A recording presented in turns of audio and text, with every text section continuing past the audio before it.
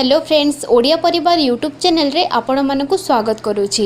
Friends, वीडियोटी start करबा पूर्वरु आपण मानकु गोटे रिक्वेस्ट, जदि आपण एपर्यंत आम चैनल को सब्सक्राइब करि नाहंती ताहाले तळे थिबा रेड कलर सब्सक्राइब बटन आ ता साइड रे थिबा बेल आइकन को क्लिक करी आम चैनल को सब्सक्राइब करि नियंतु, जहा फल रे आम द्वारा अपलोड करा जायतिबा वीडियो आपण सर्वप्रथमे देखि परिबे। तो चलंतु आज रो वीडियोटी स्टार्ट करिबा। फ्रेंड्स, जदि आपण घरे टंकार असुविधा को नहीं टेंशन रे अछंती किंबा टंका संबंधित किसी प्रॉब्लम को नहीं चिंतित अछंती, तो आज मु आपनकु गोटे पूजा विषय रे कहबी, जहा को करिबा द्वारा घरे टंकार प्रॉब्लम दूरेई जाए।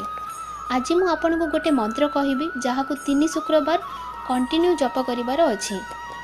एहा को करिबा द्वारा माँ लक्ष्मी को कृपा आपनक ऊपर रहिबो। फ्रेंड्स, प्रत्येक शुक्रवार सकाळे सूर्य उदय आगर उठी निज नित्यकर्म सारी लाल किंबा धला वस्त्र पिंधंतु। एहा परे घरर मंदिर रे घियर दीप लगांतु। तापरे एही मंत्रर जप करिवे। मंत्रटी हेला ओम श्री श्रीये नमः। एही मंत्र को आपण 108 थर जप करिवे। मंत्र जप परे माँ लक्ष्मी को खीरी और मिसिरीर भोग लगांतु। एहा परे शुक्रवार दिन 7 वर्षरु कम कन्या मानकु भोजन करेइबे।